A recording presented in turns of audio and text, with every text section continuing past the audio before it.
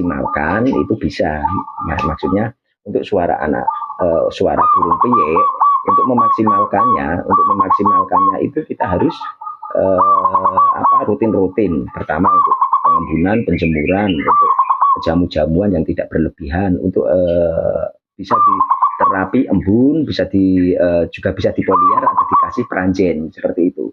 Bisa dikasih peranjen atau bisa kandang yang lebih besar lah istilahnya seperti itu.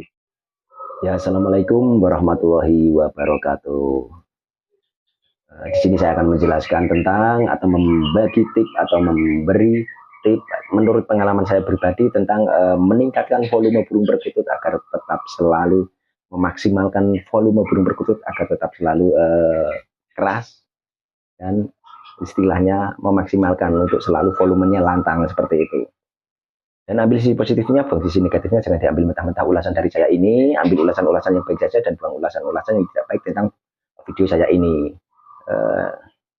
Jadi begini, untuk meningkatkan volume atau meningkatkan kualitas volume burung perkutut atau memaksimalkan volume burung perkutut. Jadi tidak perlu volume itu tadinya kecil terus jadi keras, itu tidak. Tapi tadinya kecil terus memaksimalkan pelan-pelan dengan proses yang bertahap. Jadi volume burung perkutut itu menjadi keras seperti itu. Jadi lantang, jadi mengkristal, jadi kering dan lain sebagainya. Dan untuk cara meningkatkannya gimana? Banyak komentar di video YouTube saya atau komentar-komentar dari teman-teman Komania, komentar-komentar yang itu bertanya, Mas, volume burung perkutut saya itu kecil, tapi kok sudah saya pelihara lama kok suaranya tidak besar-besar atau tidak mecah-mecah atau tidak istilahnya ngeplong-ngeplong gitu seperti itu.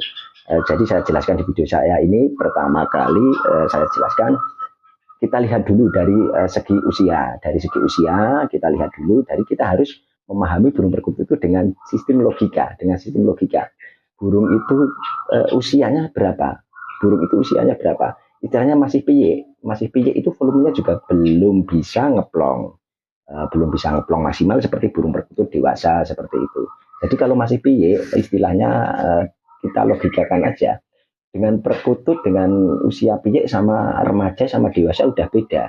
Jadi tingkat suara volume piyik sama remaja sama dewasa sudah beda. Istilahnya orang saja dengan istilahnya orang SD, SMP sama orang yang sudah SMA atau kuliah itu udah beda. Jadi suara SD itu bagaimana, suara anak kecil itu gimana, seperti itu. Jadi untuk mengimbangi untuk suara orang yang sudah dewasa itu jauh beda. Jadi dasar suara untuk volume piyik sama volume dewasa udah beda seperti itu. Jadi kalau untuk memaksimalkan itu bisa, maksudnya untuk suara burung piyik untuk memaksimalkannya itu kita harus rutin-rutin. Pertama untuk pengembunan, penjemuran, untuk jamu-jamuan yang tidak berlebihan, untuk bisa diterapi embun, bisa juga bisa dipoliar atau dikasih peranjen seperti itu. Bisa dikasih peranjen atau bisa kandang yang lebih besar lah istilahnya seperti itu. Dan dikasih air minuman yang selalu jernih, yang selalu bersih, dan makanan yang selalu higienis seperti itu. Kalau menurut saya pribadi.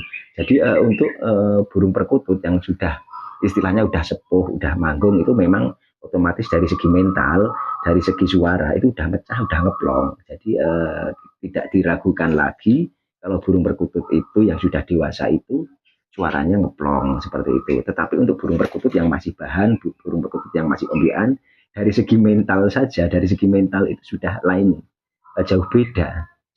Istilahnya dari piyik, dari remaja itu udah beda. Kalau dibandingkan dengan yang burung perkutut yang udah sepuh, istilahnya udah di atas 30 tahun lebih atau di atas 3 rambahan atau 4 rambahan. Seperti itu. Jadi burung perkutut itu dari segi mental sudah beda, dari segi perawatan sudah beda, dari segi jam terbang pemilik ke pemilik baru sampai ke pemilik lama itu kan perawatannya sudah beda. Dari segi istilahnya dari kalau wong Jawa itu sudah terlalu banyak makan garam, sudah terlalu banyak perawatan, sudah terlalu banyak istilahnya perawatan dari segi jamu-jamuan, dari segi penjemuran, dari pengembunan, dari segi entah itu pelatihan mental, entah itu mental di rumah maupun mental di lapangan ataupun mental di arena gantangan dan lain sebagainya, entah itu gantangan regional setingkat latber atau latpres atau gantangan nasional setingkat lomba nasional seperti itu. Jadi untuk meningkatkan atau memaksimalkan, ya di sini saya perlu garis bawahi, memaksimalkan volume burung perkutut. Untuk memaksimalkan volume burung perkutut itu dengan cara seperti itu ya, tadi saya sebutkan, bisa cara dengan satu pengembunan, bisa dengan cara satu pengembunan, kedua bisa dengan cara penjemuran yang tidak berlebihan, yang penjemuran yang tidak kekurangan juga. Jadi dan selalu konsisten. Dan ketiga dengan cara bisa dipolier. Dan banyak di komentar saya ini, Mas kok burung perkutut kok dipolier, gimana? Maksudnya dipolier itu kita kasih kandang yang lebih besar atau kita kasih kandang yang istilahnya peranjen, entah itu apa, yang dia bisa berterbangan ke sana ke sini, tidak perlu memanjang atau seperti itu. Seperti burung ocehan tidak perlu memanjang, kita bisa lepaskan juga di burung kandang umbaran yang lebih besar, istilahnya seperti itu. Seperti kandang yang lebih besar, seperti kayak kandang merpati yang lebih besar, atau perlu kalau malam bisa juga diumbar di dalam rumah atau di kamar. Itu kan bisa berterbangan ke sana ke sini, dia menambah otot-otot dada burung perkutut itu, atau menambah nafas burung perkutut itu, sehingga nafas burung perkutut menjadi kuat, terus burung perkutut volumenya tambah meningkat pelan-pelan, tetapi tidak langsung, istilahnya tidak langsung meningkat drastis seperti itu. Harus melalui proses bertahap, dari bawah naik, dan nanti kalau sudah memuncak volume atau sudah ngeplong, nanti kita sendiri yang senang seperti itu. Kita sendiri yang senang, kita sendiri yang bisa merasakan, kita sendiri yang bisa menikmati hobi, entah itu dari segi suara, entah itu dari segi anggungan dan gayernya, ataupun gacornya kalau seperti itu. Dan selain itu kita juga istilahnya kita imbangi dengan proses faktor apa itu, faktor jamu-jamuan. Kita sebutkan saja istilahnya jamu-jamu yang terjual di pasar-pasar, entah itu kita jamu-jamu yang terjual di pasar-pasar itu semuanya bagus, tetapi dengan catatan harus sesuai dosisnya, harus sesuai porsinya, istilahnya seperti itu. Dan dosis setiap burung perkutut itu berbeda-beda. Untuk burung piyik itu dosisnya berapa, harus dikasih sedikit kalau menurut saya, dan untuk remaja dikasih berapa, dan untuk yang dewasa dikasih berapa, seperti itu. Jadi istilahnya tidak disamaratakan burung piyik sama burung dewasa, itu tidak disamaratakan dosis pemberian jamunya. Jadi untuk burung piyik itu ya dosisnya sedikit, kalau untuk remaja ya agak banyak dikit, dan untuk yang dewasa itu ya sesuai porsinya yang menurut kita itu tidak berlebihan dan tidak kekurangan, seperti itu. Jadi tetap istilahnya semua jamu yang terjual, entah itu home industri, entah itu milik teman-teman kita, itu semuanya bagus, karena menurut saya itu dia udah teruji menurut mereka, teruji menurut istilahnya teman-teman, dan udah dibuktikan, entah itu dibuktikan di rumah pas waktu manggung atau di gantangan maupun di arena lomba skala regional maupun nasional, seperti itu. Dan selain itu selain itu juga bisa diimbangi dengan jamu-jamuan yang bersifat istilahnya itu bersifat tradisional seperti jahe, kencur, bawang putih, ketumbar, entah itu dari ada juga dari apa itu lada atau merica, seperti itu. Kita bisa memberinya seperti itu dengan catatan dari sedikit dulu. Nanti kalau sekali banyak, nanti burung perkutut malah tambah istilahnya kaget, istilahnya di temboloknya kaget, di perutnya kaget, di pencernaannya juga kaget, seperti itu. Jadi pelan-pelan ngasihnya itu dari sedikit demi sedikit, nanti kalau udah terbiasa lah baru disesuaikan, dan seperti itu. Selain itu kencur untuk pemberiannya itu bisa dicuil, bisa diperas, bisa diparut dulu dan diperas. Selain itu juga untuk pemberian jahe, entah itu jahe biasa ataupun jahe merah, itu bisa dipotong kecil-kecil dan dilolohkan.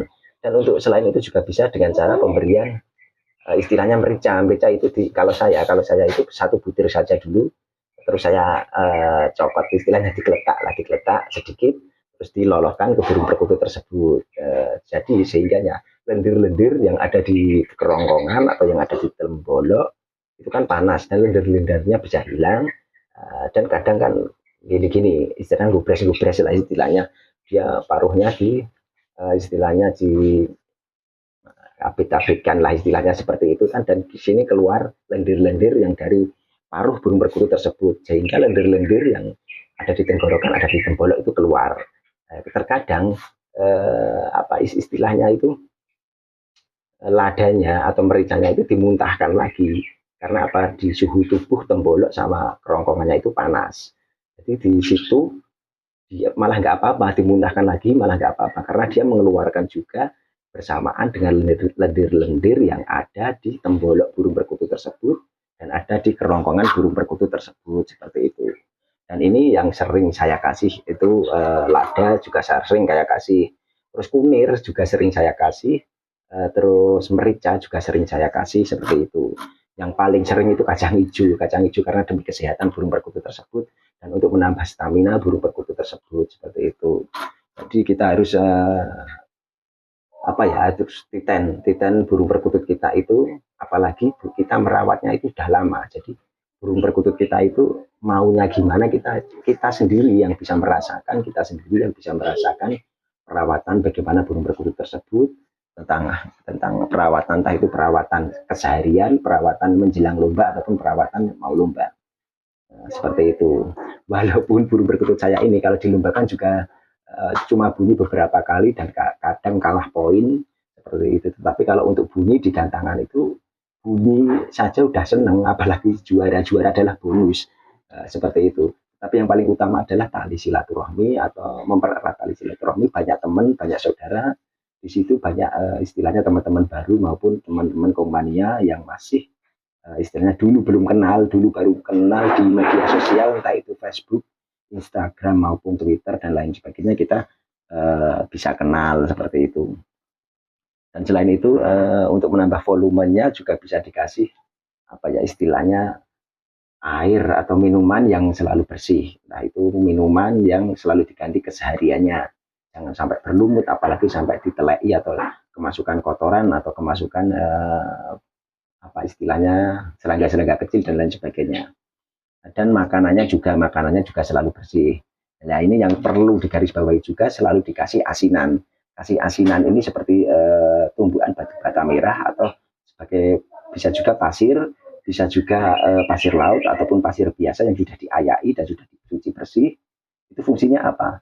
Dia kan fungsinya itu kasar, itu kasar, dan dia keset apa ya, kayak mengkristal itu, jadi sehingga bila mana burung perkutut itu memakan asinan tersebut atau batu bata merah tersebut atau pasir yang lembut yang sudah diayai tersebut, burung perkutut itu menjadi di sini kan membersihkan rongga-rongga tenggorokan burung perkutut tersebut dan membersihkan istilahnya tembolok burung perkutut tersebut, dan pencernaannya juga bagus dan kotorannya juga kering-kering, seperti itu. Jadi fungsinya asinan itu seperti itu. Bisa juga memaksimalkan atau meningkatkan volume dan meningkatkan garingnya volume atau garingnya suara burung perkutut tersebut, sehingga dia tidak berlendir di tembolok maupun di tenggorokan ataupun di paruh burung perkutut tersebut, seperti itu. Jadi karena apa, saya sering kasih asinan seperti itu, kadang pasir, kadang batu bata merah, kadang tulang sotong, karena di alamnya itu burung perkutut itu juga sering matuk-matukin tanah di tanah-tanah kering di bawah, istilahnya entah itu di sawah, entah itu di tegalan, entah itu di tanah lapang dan lain sebagainya, seperti itu. Walaupun dia itu sering juga saya lihat kalau di alam liar itu burung perkutut itu mandinya air apa istilahnya, tempat tanah yang sudah kering, yang sudah meluduh, yang sudah istilahnya kayak tanah kering lah istilahnya. Di situ itu dia sering mandi sesipu lah istilahnya, kalau bahasa Jawanya sesipu di situ. Jadi mandinya tidak seperti air seperti ocehan itu, terus dia istilahnya pergi ke sungai atau ke yang ada airnya terus dia mandi nyelup itu tidak. Itu kalau perkutut itu mandinya pakai istilahnya pakai tanah lah, sesibu lah, seperti itu. Saya sering juga melihat seperti itu. Kadang saya melihat di daerah UGM Universitas Gadjah Mada itu depannya banyak perkutut juga di situ, dan dia itu mandinya di tanah seperti itu. Jadi di situ juga UGM juga banyak, karena apa? Setiap tahunnya dilepasi istilahnya itu konservasi alam. Di situ banyak juga. Entah itu fungsinya apa, dia juga untuk mengenalkan juga untuk mahasiswa-mahasiswa yang dari luar negeri maupun luar daerah maupun dari negara apa daerah-daerah atau provinsi-provinsi tertentu, untuk mengenalkan ini loh burung perkutut asli Jawa, asli Indonesia, ini loh burung perkutut lokal, seperti itu. Jadi mahasiswa-mahasiswa yang belajar di UGM dan lain sebagainya dan UNJ dan sekelilingnya itu setiap hari mendengarkan burung perkutut manggung di situ. Ambil sisi positifnya, buat sisi negatifnya jangan diambil mentah-mentah ulasan dari saya ini. Ambil ulasan-ulasan yang baik saja dan buang ulasan-ulasan yang tidak baik tentang video saya ini, tentang ulasan meningkatkan volume burung perkutut tersebut atau memaksimalkan burung perkutut tersebut. Dan jangan lupa subscribe, like, komen, share video kota ini untuk berlangganan video selanjutnya. Kalau populer saya ucapkan wassalamualaikum warahmatullahi wabarakatuh.